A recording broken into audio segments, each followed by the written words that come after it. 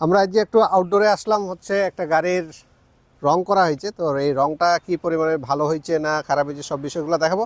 এবং রঙের গাড়ি করার পিছনে যে কিছু টুকিটাকি জিনিস আছে যেগুলো আমাদেরকে হচ্ছে চিন্তা করতে হয় এবং রং সম্বন্ধে জানা উচিত। একটা গাড়ি রং করার আগে আমাদের কোন কোন দিকগুলো লক্ষ্য রাখতে হয় এই বিষয়গুলো একটু ধারণা দেওয়ার আপনাদেরকে চেষ্টা করব।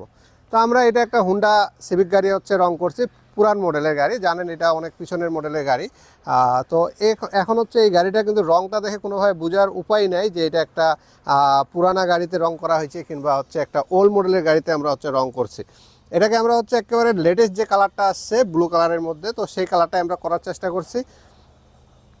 এবং এটা কালারটা যতটা ভালো করা যায়, যেটাতে বুঝবেন এই যে আমার যে ভিডিও দেখতেছেন এখানে আমি দাঁড়াচ্ছি, আমার যে ছায়াটা আছে দেখেন আমার এখানে কিন্তু আমার বোর্ডের কিন্তু এখানে আয়নার মতন হচ্ছে চলে আসছে। তো এরকম যদি আপনার চলে আসে তার মানে বুঝতে হবে যে আপনার গাড়ির রংটা পর্যাপ্ত পরিমাণে ভালো হয়েছে। এখানে আরেকটা বিষয় আছে, যদি সব গাড়িতে কিন্তু সব কালারে কিন্তু এরকম কালার আসবে না, কিংবা আমার ছায়াটা আসবে না, কিংবা আমার ছবিটা হচ্ছে গ্লাসের মতন দেখা যাবে না। এগুলো হচ্ছে কিছু কালার আছে সেগুলো, আর সাদা কালার এগুলাতে কিংবা সিলভার কালার এগুলাতে অত ছবি দেখা যায় না, কিন্তু এরকম ব্ল্যাক কিংবা ব্লু কিংবা আরও যে অন্যান্য কালারগুলো আছে এগুলোতে হচ্ছে এরকম কালারগুলো ফুটে উঠে। তো এখানে আমরা যেটা আপনাদেরকে বলার জন্য যে আসলাম, গাড়িটা সুন্দর রং হয়েছে, কাস্টমারও খুশি, আমরাও খুশি। কারণ আমরা কাস্টমারকে খুশি করতে পারলে আমরা খুবই খুশি হই। কারণ একটা কাজ দীর্ঘদিন করার প্রয়োজন হয়, সেটা 10 থেকে 1 মাস পর্যন্ত লাগে যায়। এই গাড়িটা আমাদের মোটামুটি 1 মাস লাগে গেছে, কারণ অনেক কাজ ছিল। এবং এর বডিটা যে আছে, বডিটা সম্পূর্ণ রংটা নষ্ট হয়ে গেছিলো, এটা আমাদের সম্পূর্ণ তুলে ফেলে নতুন করে হচ্ছে কাজ করার প্রয়োজন হয়েছে।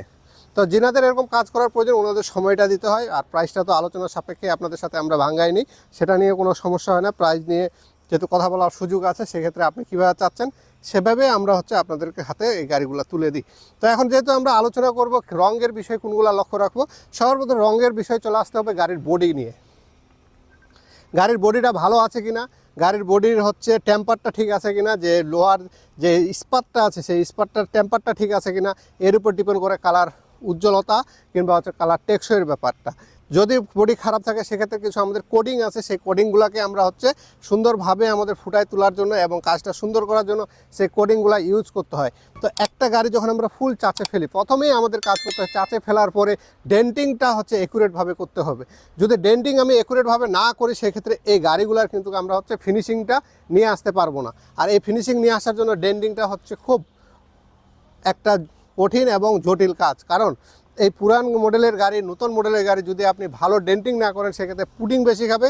আর পুডিং বেশি খাইলে কিন্তু সেই রঙটা বেশি দিন টিকবে না, কিংবা উজ্জ্বলতা নষ্ট হয়ে যাবে, আবার ভিতর থেকে ফুলে যাবে। একটু যদি বাড়ি খায় দেখবেন যে ফাটে হচ্ছে রং থেকে পুডিংটা আলাদা হয়ে গেছে, এরকম অনেকগুলো ইস্যু হয়ে যায়। তো ডেন্টিং যেহেতু আমি ফুল ভালোভাবে করব, ডেন্টিং কমপ্লিট করার পরে আমার করতে হবে, ডেন্টিং শেষ হওয়ার পরেই সুন্দরভাবে সিরিজ কাগজ দিয়ে ঘষে যেখানে যে সমস্যা আছে পেন্টার এটাকে হচ্ছে পুরা স্টিল আস্তর যেটা বলে সেই স্টিল আস্তরটা মেরে গাড়িটাকে হচ্ছে শুকাইতে দিতে হবে। এখানে আমরা একটা জিনিস ভুল করে ফেলি, স্টিল আস্তর দিয়েই আমরা হচ্ছে 2-3 ঘন্টা পরে কাজ ধরে ফেলি। এটা করার দরকার না। স্টিল আস্তর এমনভাবে মারবেন যেন রাত্রে মারলেন, তারপর সারা রাত শুকাইলো, সকালে আসে কাজ ধরলেন, সেক্ষেত্রে আপনার সমস্যা না। অ্যাটলিস্ট 6 ঘন্টা স্টিল আস্তরটা শুকানোর চেষ্টা করবেন, পারলে একদিন পুরো ফেলে রাখলেও কোনো সমস্যা নাই। তো স্টিল আস্তর মারার পরে আপনার চলে আসবে ফিনিশিংয়ের কাজ, সেটা রং মিস্ত্রি আপনার ধাপে ধাপে কাজ কমপ্লিট করবে। এখানে আপনার হচ্ছে পুডিংয়ের কাজ আছে, ডুগো পুডিংয়ের কাজ আছে, এখানে অনেকগুলো স্টেপ আছে। এই স্টেপগুলো শেষ করার পরে হচ্ছে একটা ফাইনাল রঙে যাওয়া যায়। তো এই ফাইনাল রঙটাতে যখন যাবেন তখন একটা জিনিস মাথায় রাখবেন, গাড়ির যে ফিনিশিংটা আছে সেই পুডিং কাটা থেকে শুরু করে গাড়ির সম্পূর্ণ ফিনিশিংটা অ্যাকুরেটভাবে করতে পারছে কিনা টেকনিশিয়ান, এই বিষয়টা আপনার নজরে রাখতে হবে। না হলে কিন্তু গাড়িতে হচ্ছে ছোটো ছোটো ছোপ ছোপ ছোপ ছোপ পড়ে যাবে দাগের মতন, সেই দাগগুলো কিন্তু দেখতে খুব বাজে লাগে। এবং ভালো রং করার পরেও কিন্তু এই রংটা কিন্তু আবার এই ছোপটা কিন্তু দাগটা উঠে না, কিংবা হচ্ছে থেকে যায় আজীবনের জন্য। তো এরকম অনেকগুলো ইস্যু আছে। তার সাথে আপনার হচ্ছে এখানকার যে জয়েন্টের ফিনিশিংগুলো আছে, এই জয়েন্টের ফিনিশিংগুলো কিন্তু আপনাকে একুরেট করতে হবে। এটা একটা দক্ষ টেকনিশিয়ান কিন্তু এই ফিনিশিংগুলোকে হচ্ছে ফুটাই তুলতে পারে। আর এই জয়েন্টের ফিনিশিং যদি ভালো না হয় আপনার রঙও কিন্তু ভালো হবে না। তো এই দিকগুলো নজর রাখতে হবে। তার সাথে দরজার এপাশে আমরা কি করি, একটা গাড়ি যখন রং করতে যাই তখন হচ্ছে দরজার যে এই চিপা জায়গাগুলো আছে, এই চিপা জায়গাগুলো সুন্দরভাবে ফিনিশিং আনতে পারি না। এই দরজার এই ফিনিশিং যদি আমরা ঠিক মতো না নিয়ে আসি, তাহলে কিন্তু আপনার গাড়িটা যখন আপনি খুলবেন, খোলার সাথে সাথে আপনার একটা বিরক্ত অনুভূতি আসবে, এবং এই বিরক্তর কারণে গাড়িটার সুন্দর রংটা আপনার কাছ থেকে ভালো মনে হবে না, কিংবা হচ্ছে আপনার নিজের কাছে ভালো মনে হবে না যে আমি এত টাকা দিয়ে খরচ করে একটা গাড়ি ফিনিশিং করতে পারলাম না। তার সাথে আপনার এই যে ফিনিশিংগুলো আছে, জয়েন্টগুলো, এই জয়েন্টগুলো আমাকে হচ্ছে একুরেটভাবে মিলাইতে হবে, যেটা যেই পাশে মেজারমেন্ট, সেই মেজারমেন্টগুলোকে ঠিক রাখতে হবে। এবং হেডলাইটের যে বিষয়টা আছে, হেডলাইট আমাদের সামনে যেহেতু এখানে ধাক্কা খায়, ধাক্কা খেলে এই হেডলাইট গ্রিল এগুলো কিন্তু এইখানকার যে স্পেসগুলো আছে, এই জয়েন্টগুলো কিন্তু আমাদের সুন্দর করে মিলাইতে হয়। তো এগুলো আমরা দিকগুলো একটু নজরে রেখেই করি, কারণ যদি পার্টস না চেঞ্জ করে সেটা আমাদের ডেন্ডিং করে এটা মিলাই নিয়ে আসতে হয়, কিংবা হচ্ছে রং করার সময় এটা ফিনিশিং টেনে আমাদের এগুলো নিয়ে আসতে হয়। এরকম অনেকগুলো বিষয় আছে। আর রং করার সময় আমাদের কিছু ব্র্যান্ড আমাদের মাথায় সেট হয়ে গেছে, এই ব্র্যান্ডগুলো কোনো ইস্যু না।